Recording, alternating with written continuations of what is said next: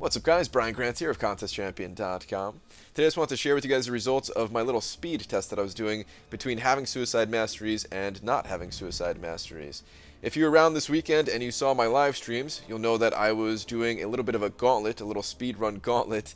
That's what I was calling it, at least, where I put together a few different events that somebody would do on a day-to-day basis. Basically, an entire day's worth of activity in this game. It was 210 energy spread across a few different varying difficulties of quests, including things on the low end, like the Proving Grounds to get Tier 3 Basics, all the way up to Act 5. So yeah, a little bit of variance in there in terms of difficulty. I also did 2 fights in Realm of Legends, the first 2 fights in Realm of Legends, and 32 rounds in the 4-star featured arena.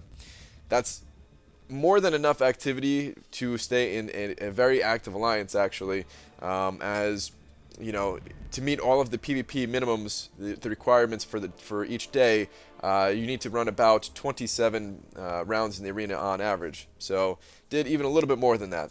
So yeah, this is all you actually need to do in a single day. And like I said, I compared the two, a non-Suicide Mastery setup to a Suicide Mastery setup, and we'll get into those setups in just a moment. First, I just have a couple of disclaimers here.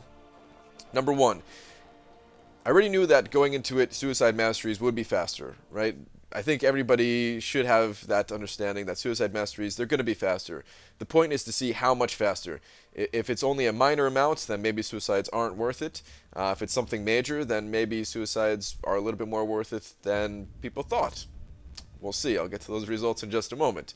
The other thing is that, you know, I tried to be as accurate with this testing as possible, but there's no way to make this truly accurate. I would have to do each test like 100 times just to get a more accurate representation of the speed between these two builds. So I did what I could.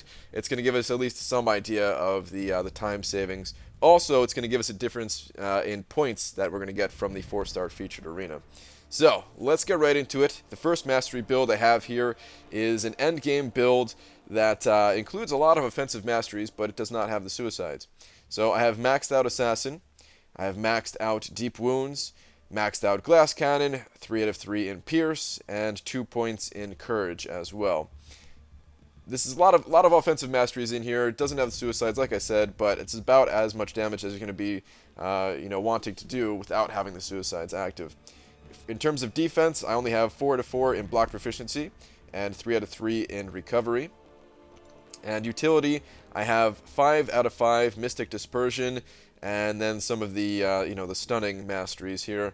I did not include Pacify. You know, if you wanted to include Pacify, whatever. This is not really meant to be an example of the exact masteries that you're going to use at endgame. This is more of just a setup that does not include the Suicide Masteries, but still has a fairly good representation of an endgame build. As for my Suicide Mastery build, on screen is now the most common Suicide build that I'm running, which includes full Suicides, of course, Liquid Courage, and Double Edge, and it also has Deep Wounds maxed out. As for the defensive tree, I have Willpower and 2 points into Coagulate over there. And in utility, I have maxed out Parry and maxed out Stupefy. The champions that I used for both tests were identical. I was using Dr. Voodoo, Gwenpool, Vision, Hyperion, and Iceman. And they were, for both tests, they were at the exact same level, same signature ability level. Everything was the same there, just a difference in the masteries. And for the most part, I was using Gwenpool in both tests. As you know, she does do more damage than any of the other champions, regardless of if I have Mystic Dispersion or not. I did have maxed out Deep Wounds in both builds, though. And Mystic Dispersion was included in the other build, more because I know a lot of people run that for the defensive masteries, even if their questing lineup might not take advantage of it entirely. And one final thing before I get into the results of the time difference and point difference between these two builds, I ran both of these tests live. So if for some reason you think my numbers aren't accurate, or you're just not believing the information that I'm putting in front of you, you can certainly go back to those live streams and check it out for yourself to make sure that I ran this as accurately as I possibly could. Alright, so let's get into the results. The non-suicide build, as you can see here, I did 4 quests, as I mentioned. I did the Proving Grounds, I did both paths on it. The Expert Proving Grounds, I just did the most difficult path on that one. the Master Mode final quest of the monthly event quest, I picked the shortest path there. And in Act 5.2.1, I picked the same path once again. The numbers in parentheses, that's actually the energy cost to take those paths. Also did Realm of Legends Winter Soldier and Captain Marvel. All that stuff came out to be 210 energy, which I feel is pretty accurate. If you have a cap of 70 energy, if you're if you're level 60 in the game, you dump all of your energy in the morning. Somewhere in the afternoon it caps out again. You dump all of it again. It's another 70, and then sometime at night before you hit the sack, it's another 70 energy for a total of 210. And then the 32 rounds in Arena, and all of that came out to be 1 hour and 48 minutes and 7 seconds. So that's really what I need to play at about a minimum, minus about 5 rounds in the Arena to to maintain my spot in a very active alliance. Of course, factor in Alliance War and Alliance Quest into that as well, but those are both fairly quick. Alliance War takes about 10 to 15 minutes. And then Alliance Quest, maybe a little bit longer than that, maybe about 15 to 20 minutes. Maybe slightly longer if you're doing map 6, but yeah, not terribly long there either. All right, anyway, let's get into the actual Suicide side of the test here. For Suicide Masteries, it came out to be about a minute faster in the Proving Grounds and Expert Proving Grounds. In the Master Mode Final Quest, I actually lost time, and I'm pretty sure I died in that quest. Kind of embarrassing. It was a super easy quest. I was running through with a 5-star rank 4 champion. It's a very short path. There's not many fights. And I think I died there. I know I died somewhere. Just not even related to Suicide Masteries, but just my own inability to play. But anyway, in Act 5.2.1, things were actually pretty even. I didn't really gain time. I didn't really lose time. It was a time difference of 2 seconds. And in 5.2.1, I feel like I played fine. I didn't die there, as far as I can remember. So I was kind of surprised to see no time difference. 5.2.1 has that node where you're not doing any damage, and your special abilities are increased by 400%. So maybe that's why there was no time difference. Maybe just the way the multipliers work out. Maybe I had to use a certain number of specials anyway. I don't know. But in any case, there was no time difference there.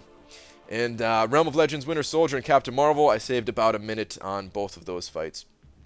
And then the 32 rounds of Arena, I saved about 8.5 minutes there with having the Suicide Masteries on versus not, for a total time of 1 hour, 36 minutes, and 49 seconds.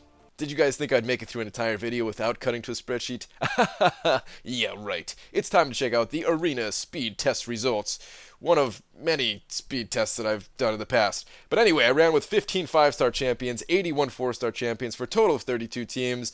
The top row here is without suicides, the bottom is with suicides. I recorded the starting and ending points, or more accurately, I went back and watched the footage, and somebody sent me screenshots of the starting and ending points. But the point difference was not that big.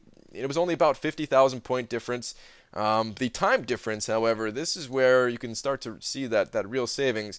And this is another reason why I don't really pick the hard matchups, is the point difference that you get for having a little bit of extra PI.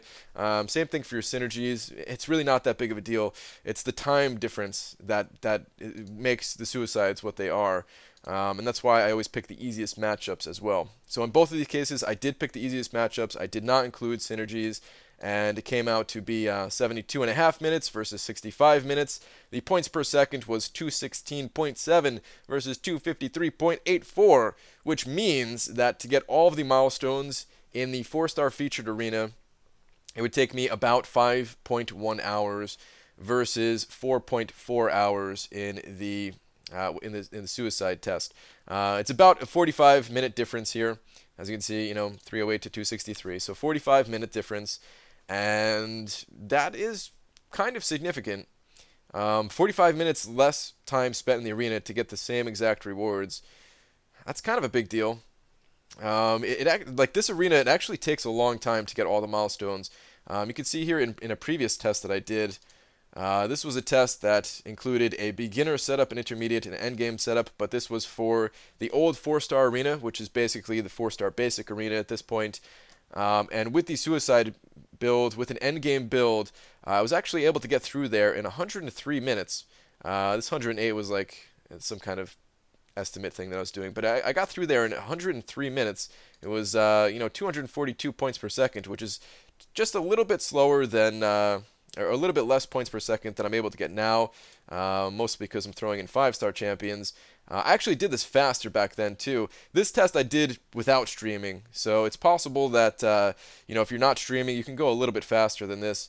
Doing the math, if I had 32 teams, this was 10 teams that took me 17 minutes, and it would take me about 55 minutes if I was like really focused on what I was doing, instead of the 65 minutes that it took me here while streaming and trying to chat with everybody at the stream and everything like that. So it's possible to go a little bit faster, but in any case, I got all of the milestones in that basic arena in under 2 hours. It was 103 minutes. So yeah, that just shows the difference, and that's another reason why I don't think that 4-star champions are dead by any means, and the reason why I still enjoy ranking up my 4-star champions, because I am looking to get those milestones in the basic arena. I am looking to pick up some basic champions and stuff like that still. So yeah, as much as I do want to continue getting all the milestones in the featured, the basic still alive and kicking. But kind of derailing the test here a little bit. Like I said, 45-minute difference in terms of getting all the milestones. On a day-to-day basis, it's going to be about a little over 10 minutes time difference on what you're going to be able to accomplish in the day. It's going to take you about 10 minutes longer without having the suicides. For a lot of people, I think this is actually a good thing. I think that the difference is not so massive that if you hate playing with the suicides, I don't think it's required that you play with them. But for me and for a lot of the the arena grinders out there, the time adds up, man. Time adds up, and it adds up quick. And we're all trying to squeeze in as much as we could possibly do with our limited amount of time that we have each day. So, yeah, suicides, I still like them, and I'm absolutely sticking with them. That's going to do it for this video, guys. Hopefully you enjoyed and appreciated this testing. If you did, go ahead and hit that thumbs up, hit the subscribe button, and I will see you guys in the next video. Take care.